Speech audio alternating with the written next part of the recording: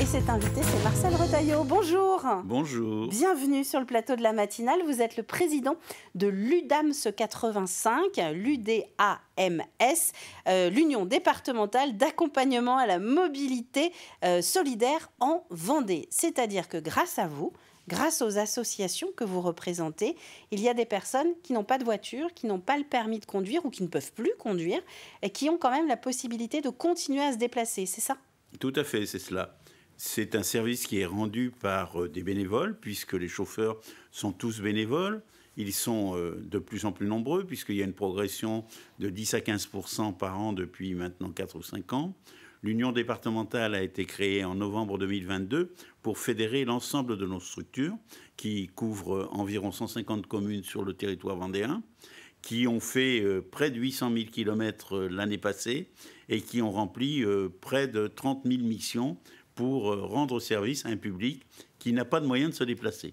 Donc tout repose sur des bonnes volontés finalement. Absolument, absolument. Et les bénévoles, pour la grande part, sont des seniors qui sont retraités et disposent d'une disponibilité et qui non seulement rendent service à une population, mais en même temps créent un lien social parce qu'un certain nombre de ces personnes n'ont pas d'autre contact que le chauffeur qui les emmène dans un rendez-vous paramédical, faire des courses, voir X ou Y, pour les sortir de chez eux et faire en sorte qu'ils participent à la vie de la société.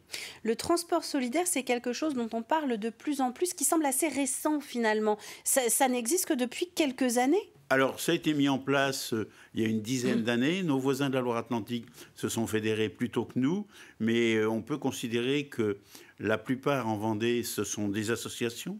Quelquefois, ce sont les CCAS, qui eux dépendent des mairies, mais notre rôle, justement, c'est d'accompagner les associations et les CCAS pour leur rendre la tâche plus facile, notamment pour ces chauffeurs bénévoles, et assurer le renouvellement de ces chauffeurs. Parce que c'est notre inquiétude, ce sont des bénévoles qui ont un certain âge, qui pour tous vieillissent, et donc il faudra pourvoir au remplacement. Et s'il y a des difficultés dans l'exercice de leur activité, ben il est évident qu'ils ne viennent pas. Si par contre on leur rend la tâche plus facile, on assure la pérennité et la continuité des chauffeurs bénévoles. Et c'est donc tout l'intérêt de votre présence aujourd'hui, c'est parce qu'il faut des nouveaux chauffeurs pour assurer ce renouvellement. Alors parlez-nous un petit peu de ces chauffeurs bénévoles. Alors vous dites que ce sont des seniors, c'est parce que les déplacements se font bien souvent en journée, évidemment, pendant la semaine. Absolument. Ils se font quasi exclusivement dans la semaine, puisque, hormis quelques associations, personne n'effectue de déplacement le dimanche. C'est donc relativement la semaine. Les rendez-vous médicaux ou paramédicaux couvrent 60% des réponses que nous apportons. Le reste, c'est les courses, c'est aller faire une visite à des membres de la famille ou différents déplacements, ou les rendre sur un lieu de transport aménagé tel qu'une gare ou un transport public, pour faire en sorte que ces personnes-là puissent avoir une vie et une activité qui les fait sortir de chez eux. Et puis le principal contact, eh bien, permet d'avoir un échange avec ces personnes-là. Et quelquefois, il y a des liens, on peut dire presque affectifs, qui se créent entre le chauffeur bénévole et le bénéficiaire de ce déplacement. Parce qu'on peut être amené à reprendre les mêmes personnes ? Ah oui, oui, puisque vous voyez, on a en Vendée environ 800 chauffeurs bénévoles et ils ont effectué près de 30 000 déplacements. Donc vous voyez, ça fait au moins 5 ou 6 déplacements par chacun de nos chauffeurs bénévoles. Et donc, il y en a qui demandent une continuité de toujours avoir le même chauffeur. On n'essaie de pas faire dans ce domaine-là parce qu'il se crée un lien direct et il vaut mieux que ce soit le plus large possible. Parce qu'il suffit que le chauffeur ne soit pas disponible pour une raison ou de santé ou d'autre, eh bien il faut assurer la continuité du service. Alors il y a plein de questions pratiques qui se posent. Combien de temps, par exemple, avant un chauffeur est prévenu ? Combien de kilomètres il peut être amené à faire ? Comment est pris en charge ces bénévoles ? Mais il y a aussi l'usure de la voiture. Enfin Bien voilà, sûr. il y a des questions d'assurance. Alors je suppose que ça, c'est plein de questions qu'on vous pose. C'est beaucoup de questions auxquelles on essaie de répondre.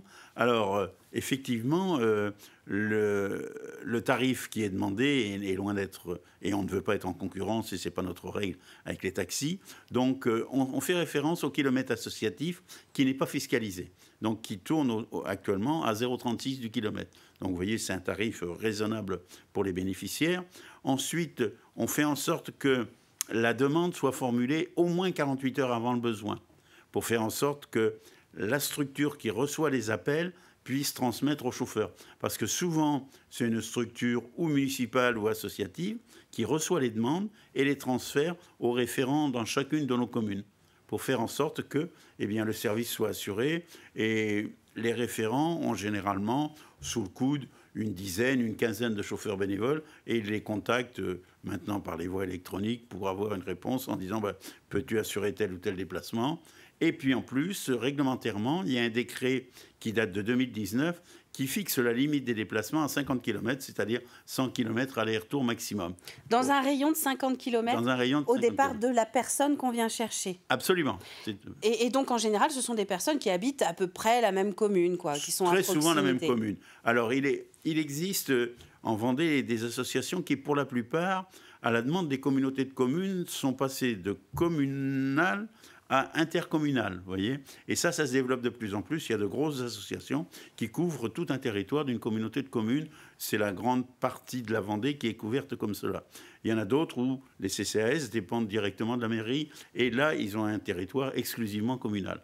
Mais je pense que le déplacement dans le sens de la gestion plus facile se fera de plus en plus de manière intercommunale. Et pour les questions d'assurance, alors ? Alors, pour les questions d'assurance, c'est une véritable préoccupation parce qu'on veut que l'accident possible ne coûte rien aux chauffeurs bénévoles et on a un contrat groupe qui couvre à la fois la franchise et à la fois le malus. Ce qui revient à dire que s'il a un accident responsable, il n'est pas pénalisé. C'est l'assurance collective qui intervient au lieu d'assurance individuelle. Est-ce qu'il y a des endroits en Vendée, des zones blanches, où véritablement vous avez besoin là, de chauffeurs plus qu'ailleurs ? Alors, il n'y a pratiquement plus de zones blanches en termes d'associations ou de CCAS.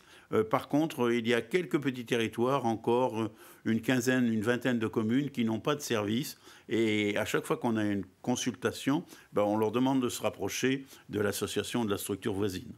Est-ce que vous avez en tête quelques exemples ? Oui, alors on a quelques exemples là vers Palevaux-Chaland pendant un moment, mais c'est en train de se résorber.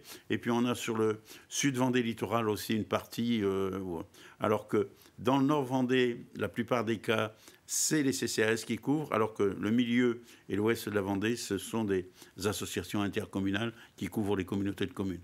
Donc si les personnes qui nous ont regardés sont intéressées, veulent se lancer, c'est pas forcément vers l'UDAMS, c'est plus vers le CCAS de proximité. Oui, s'ils ont connaissance du CCAS ou autre, parce que souvent on demande à nos associations de communiquer autour de leur activité. Et très souvent, il y a beaucoup des prospectus, des flyers qui sont à disposition, notamment dans toutes les structures médicales ou paramédicales.